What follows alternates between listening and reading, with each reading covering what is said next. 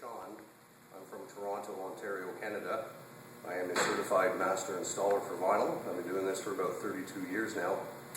Today I'm going to show you a very quick procedure on how to install the FloatMax tape that I have developed and patented. Currently we are installing it in numerous facilities. It's been extremely successful, so I'd like to show you a quick procedure today. Number one, your rolls must be back rolled. That's to alleviate the stress in the vinyl. As we know, all vinyls come face out. We re-roll them face in so that it alleviates the stress. Here we have three different examples of floors we're going to do. Today I'm going to do a Gerflor. It's a commercial product, the Terra line. Very quickly here, we're going to recreate an actual installation procedure, but in our warehouse. So let's consider this a large, wide open area. We're going to pre-cut our seams. First I'll make my first cut with my straight edge and my knife. We'll give it a quick score. Like that, nice straight edge. We'll take our hook blade and we'll cut through. Okay, like so. I'm not really following a grout line. Next, we have the FloatMax Tape. So if you're in a installation area, you want to make sure that your subfloor is smooth and ready.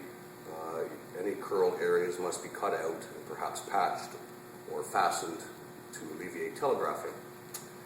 You take the FloatMax tape after you've laid out your area, cut it to your desired length. Like so. Take your piece. We already have one straight edge that we're going to use.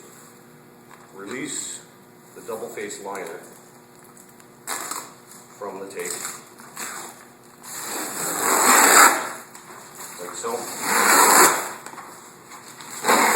It is a splicing tape, so it's quite easy to remove. This protective liner keeps the silicone in good tact. We're going to place it halfway underneath the floor, right up to the edge, like so. I'm going to adhere it into the silicone-based adhesive.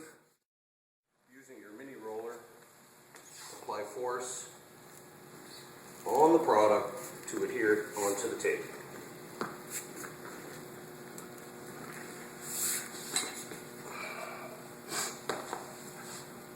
So we have to consider that this is a more larger, wide open area.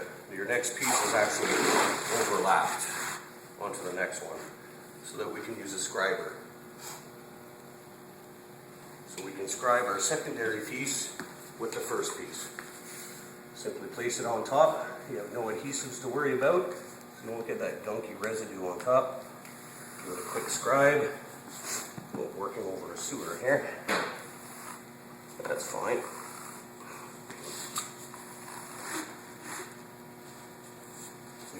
Top of it here.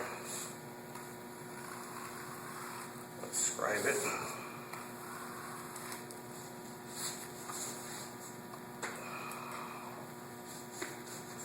Usually it's a much larger area, so I'll make do with this little piece. Take your hook blade again. Follow down your scribe.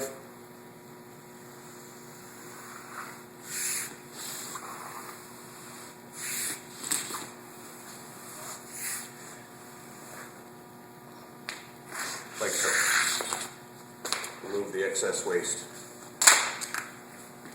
Now we're going to fold back the piece. We'll consider that it's a large area. We'll fold it back so that we can remove the secondary liner, making sure that it's clean and free of debris as well.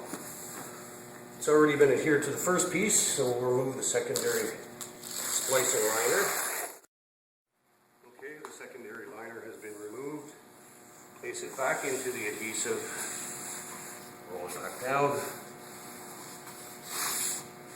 take your mini roller again, and apply pressure to set it into the silicone adhesive.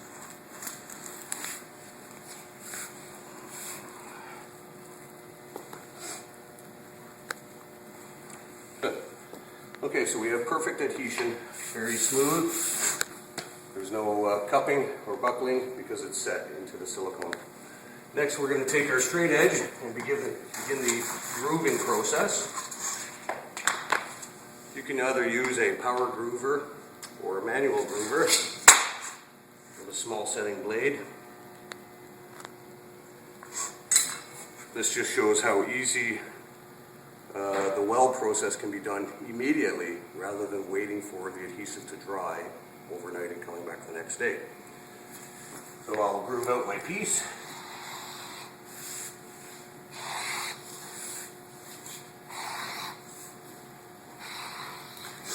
We have successful groove.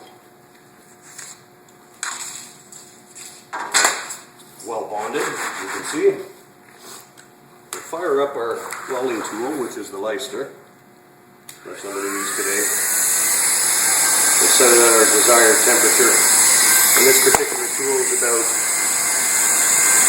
5.5 to almost 6, which is roughly about almost 600 degrees Celsius. We're going to take our Gerflor welding rod, which is the manufacturer's proprietary rod for this particular floor. We're going to let this warm up. We have our shaving tool and a skimmer plate. We'll be using that to groove, to shave the weld. I've got a 0.5 mil tip, so we've got a nice speed tip on this. I usually like to use a robot, but on this particular install we'll use the manual machine today.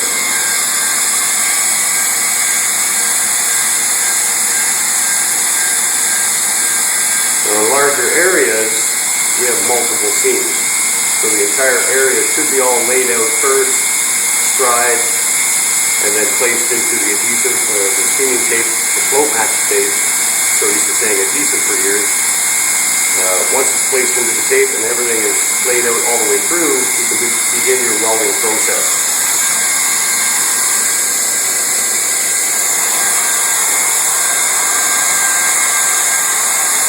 Warm up the rod a little bit so it will receive into the rod. All the floor now. I got the speed tip, but they call it a speed tip, but it's really not that fast. I want to see my millimeter bond here. As you see, I'm getting the bond to the floor now.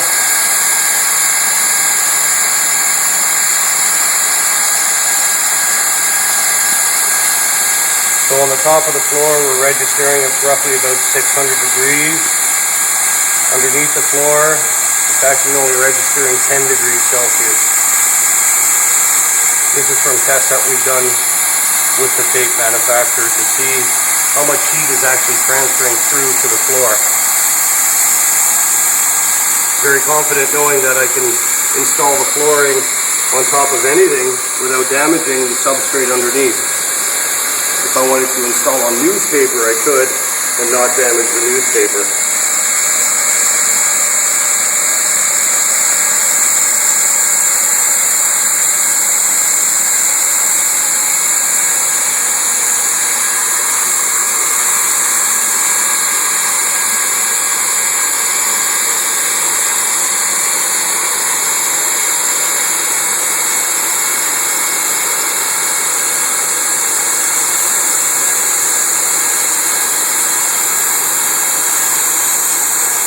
Okay, we're at the end of our seam now.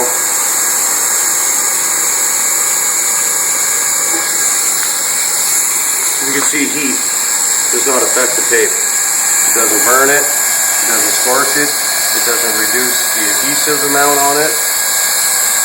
It's completely protected with a thermal glass top. So I'll take my shaving tool and my strider. Shave it down halfway here.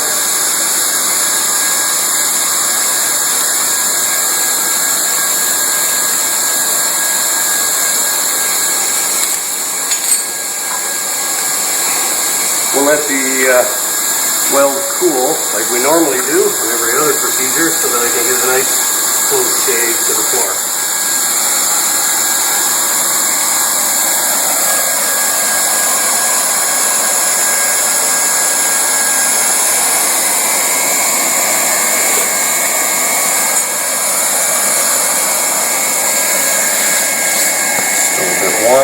second.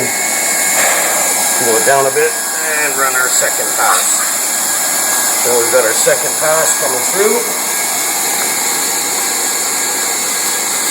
And complete success. We have a very, very well bonded floor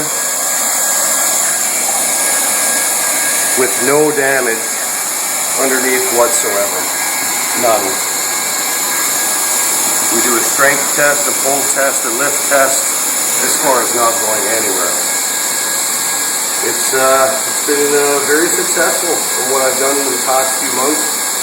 And currently the hospitals are really excited about this because it's cutting the time by about, I'd say, 75% less time.